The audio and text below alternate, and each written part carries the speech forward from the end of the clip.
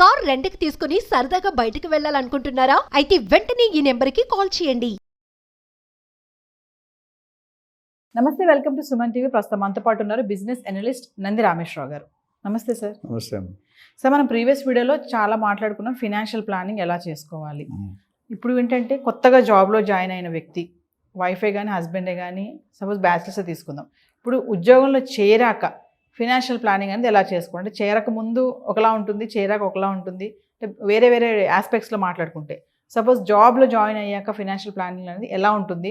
మార్పులు చేర్పులు ఏమైనా ఉంటాయా? అంటే ఈ ఆస్పెక్ట్లోనే చేసుకోవాలి అంటే ఏమన్నా మీరు ఇంపార్టెంట్ టిప్స్ కానీ పాయింట్స్ కానీ ఏమైనా చెప్తారా? ఇది చాలా పెద్ద సబ్జెక్ట్ అమ్మా. జనరల్గా పిల్లలు పేరెంట్స్కి పెరుగుతున్నప్పుడు ఒక్కొక్క స్టేజ్లో ఒక్కొక్క ఇంప్రెషన్ ఉంటుంది. జనరల్గా నేను లైఫ్లో చూసిందంటే 10-15 సంవత్సరాల వరకు కుర్రోడే ఏమనుకుంటే మా నాన్న పెద్ద హీరో అనుకుంటాడు. 15-20 సంవత్సరాలు వచ్చినప్పుడు మా నాన్న అనుకున్నంత పెద్ద హీరో ఏం కాదనుకుంటాడు. 25-30 పెళ్ళయి పప్పులు ఉప్పులు పాలు ప్యాకెట్లు తెప్పించేసరికి మా నాన్న ఎలా మెయింటైన్ చేసాడు, నేను పిల్లలు లేకుంటేనే మెయింటైన్ చేయలేకపోతే మా నాన్న 4-3 పిల్లలు కానీ ఎలా మెయింటైన్ చేయడం మంచిది. 50-60 సంవత్సరాలు రియలైజ్ అవుతాడు నేనేమి కాదు మా ఫాదర్ లాగా అనుకుంటా. అప్పుడు ఫాదర్ ఉంటాడు, ఫాదర్ వెళ్ళిపోతాడు, రియలైజ్ అవుతాడు, ఉపయోగం లేదు. అది ఎందుకు చెప్తానంటే కెరియర్ ప్లానింగ్ చాలామంది ఇంపార్టెంట్గా ఫోకస్ చేస్తారు. ఒకటి అమెరికాకి వెళ్దాం, లేకపోతే ఎంబీఏకి వెళ్దాం. దానికి ఫైనాన్షియల్ ప్లానింగ్ కూడా అంతే equally important. Career planning important కాదని చెప్పట్లేదు, but financial planning very very important in life. First నేను రియల్ ఎస్టేట్లో చెప్తా, ఫస్ట్ 5-10 సంవత్సరాలు కష్టపడితే నెక్స్ట్ 30-40 సంవత్సరాలు అనుభవించవచ్చు. ఈ ఫస్ట్ సేవ్ చేసేది బ్యాచులర్ ఉన్నప్పుడు ఎక్కువ సేవ్ చేస్తాం. ఎందుకంటే 20 కల్లా డిగ్రీ అయిపోద్ది. ఒక 26-27 ఇప్పుడు లేటెస్ట్ 25-30 సంవత్సరాలు, ఈ 8-10 సంవత్సరాల్లో యూ కెన్ సేవ్ మోర్. ఎందుకంటే మీకు ఖర్చులు తక్కువ ఉంటాయి. బ్యాచులర్ కాబట్టి మీకు వచ్చిన శాలరీలో 20-30% మేనేజ్ చేస్తారు, 50-60 అట్లీస్ట్. పెళ్ళి అయిన తర్వాత ఫ్యామిలీ పిల్లల తర్వాత మీరు 60-70% సేవ్ చేసే దాఖలాలు లేవు, ఉండవు. నేను పిల్లల చదువులు ఇప్పుడున్న కాస్ట్. సో కెరియర్ ప్లానింగ్లు ఏం చేయాలి, ఎలా చేయాలి అనేది చాలా దారులు ఉన్నాయి, చాలా వేస్ ఉన్నాయి, చాలా మెథడ్స్ ఉన్నాయి. బట్ ముఖ్యంగా ఫాలో అవ్వాల్సిన నా అనుభవంలో నేను నేర్చుకుని చెప్తాను. ఎవరికైనా నచ్చితే అది వాడుకోవచ్చు, ఇంప్లిమెంట్ చేయొచ్చు. ముఖ్యంగా మనకు తెలిసిన ఏంటి, ఇన్వెస్ట్మెంట్ అంటే మనం చాలాసార్లు మాట్లాడుకున్నాం. గోల్డ్ మీద పెట్టచ్చు, రియల్ ఎస్టేట్ మీద పెట్టచ్చు, స్టాక్ మీద పెట్టచ్చు, మ్యూచువల్ ఫండ్స్లో పెట్టచ్చు, గోల్డ్ బాండ్స్లో పెట్టచ్చు, పీపీఎఫ్లో పెట్టచ్చు, ఎన్ఎస్సీలో పెట్టచ్చు, అట్లా ఎన్పిఎస్లో ఉంది, నేషనల్ పెన్షన్ స్కీమ్ అని, ఇవన్నిట్లో పెట్టచ్చు. అయితే ఇవన్నిట్లో ఏ పర్సంటేజ్ ఎక్కడ ఎంత పెట్టాలనేది పెద్ద క్వశ్చన్. ఫస్ట్ బెంచ్ మార్క్ ఏంటంటే చాలామంది లోన్లు తీసుకొని ఇల్లు కొనేస్తారు అడ్వాన్స్ ఎర్లీ స్టేజ్లో. లోన్ తీసుకున్నప్పుడు మీరు మొత్తం కట్టేది 30-40-50% కంటే మీ శాలరీ ₹1,00,000 అంటే మీ ఈఎంఐ 40-50 వేల కంటే ఎక్కువ ఉంటే మాత్రం యూఆర్ డూయింగ్ ఏ మిస్టేక్. నేను మీరు సేవ్ చేసిందే కదా మీరు పెట్టాలి. చాలామంది ఫ్యామిలీస్లో ఏం చేస్తారంటే ఖర్చులు అయిపోగా మిగిలింది సేవ్ చేస్తారు, విచ్ ఈజ్ రాంగ్. చాలా వీడియో చెప్పారు ఈ మాట.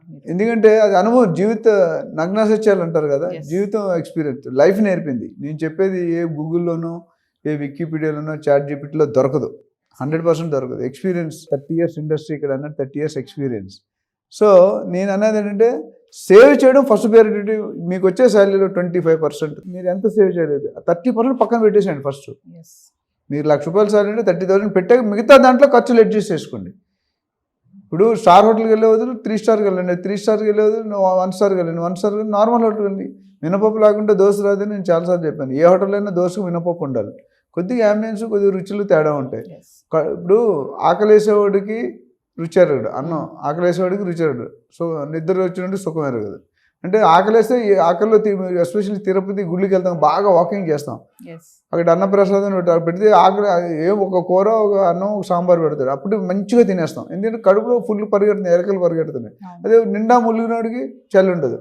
ఆల్రెడీ ఫుల్ ఉంది అనుకో, నువ్వు ఏం చేస్తాం. ఎందుకు చెప్తానంటే మీరు సేవింగ్ ఫస్ట్ ప్రియారిటీ ఇచ్చి మిగతా దాంట్లోనే మీరు అడ్జస్ట్ చేసుకోవాలి. ఒకవేళ ఎక్కువ తక్కువ మళ్ళీ లోన్ తీసుకుంటారు. Credit card swiping, credit card is danger, చాలా డేంజర్. ఎందుకంటే ఒకసారి స్వైప్ చేయడం మొదలు పెడితే ఎంతసార్లు స్వైప్ చేసి తర్వాత ఈఎంఐ కట్టినట్టు తెలిసిపోతుంది. కోర్టులో కేసులు ఏమున్నా తెలుసా, చెక్ బౌన్స్లు, ఈ క్రెడిట్ కార్డులు కట్టిన వాళ్ళు, అటు డైవర్స్ ఇచ్చిన వాళ్ళు, ఇవే ఉన్నాయి కేసులు. 80% నాకు తెలిసి ఇవే కేసు. క్రిమినల్ అవి తక్కువే, ఈ పెరిగిపోయి. సో నేను అనేది ఏంటంటే ఒక కొత్త పర్సన్ ఎవరైనా ఫ్యామిలీ స్టార్ట్ చేశారంటే సహజీవనంతో you should have a goal. మీకు గోల్ క్లారిటీ, రోల్ క్లారిటీ లేకపోతే యూ విల్ నాట్ సక్సీడ్.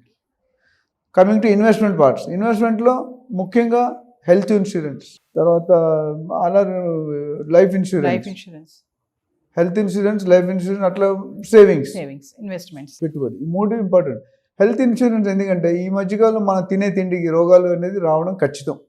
ఎవరికైనా రోగాలు రాలేదంటే అదృష్టం. అంతే. ఇప్పుడు నాకు 80-90 ఇయర్స్ వీడియోలో మాట్లాడుతుంది, నాకు 80 సంవత్సరాలు ఇంతవరకు ఏ రోగాలు, అదృష్టం. ఇప్పుడున్న పాపులేషన్లో పబ్లిక్లో 70-80% 30-35 ఇయర్స్ కల్లా అన్నీ వచ్చేస్తాయి. ఉండాల్సిన అర్హత బీపీ, డయాబెటిక్స్ మొదలైన చేయలేము. స్ట్రెస్ లెవెల్స్, మనం తినే ఫుడ్ క్వాలిటీ లేదు.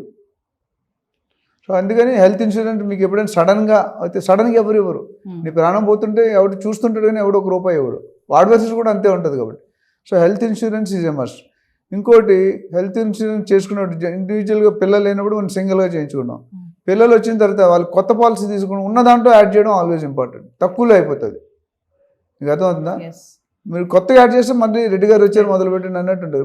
ఉన్న దాంట్లో యాడ్ చేస్తే తక్కువ ప్రీమియంతో మీకు మీ వయసుని బట్టి కూడా ప్రీమియం ఉంటుంది. మీరు 30 ఇయర్స్ లోపు 20 ఇయర్స్ ఉన్నప్పుడు ప్రీమియం తక్కువ ఉంటుంది. 40 ఇయర్స్ తర్వాత ప్రీమియం పెడతారు. 60 ఇయర్స్ తర్వాత ప్రీమియం.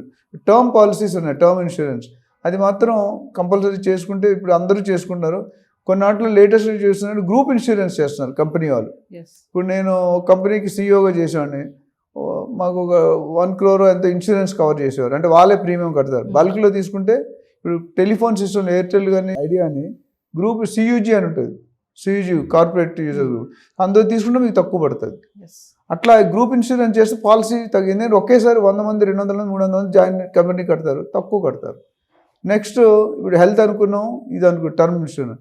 ఇక్కడికి వచ్చేసరికి పెట్టుబడులు ఏమున్నాయి? గోల్డ్ ఉంది, రియల్ ఎస్టేట్ ఉంది, స్టాక్ మార్కెట్ ఉంది, మ్యూచువల్ ఫండ్స్ ఉంది, మిగతా రకరకాల ఫండ్స్ ఉన్నాయి.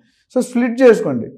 ఆ ఇన్సూరెన్స్ కట్టాక ఈ పెట్టుబడులు అనేది don't keep all eggs in 1 basket. ఇది స్టాండర్డ్ అందరికీ తెలుసు, నేను జగమెరిగిన సత్యం. సో ఎలా పెట్టాలంటే ఉన్న దాంట్లో బేసిక్గా రియల్ ఎస్టేట్లో ఎంతో కొంత పెట్టండి. ఓ 30% మీరు సేవింగ్ ఈ ఐటమ్కి ఎంతైతే సేవ్ చేస్తారో దాంట్లో 30-40% రియల్ ఎస్టేట్లో పెట్టండి. 40% రియల్ ఎస్టేట్ నేను పెడతాను.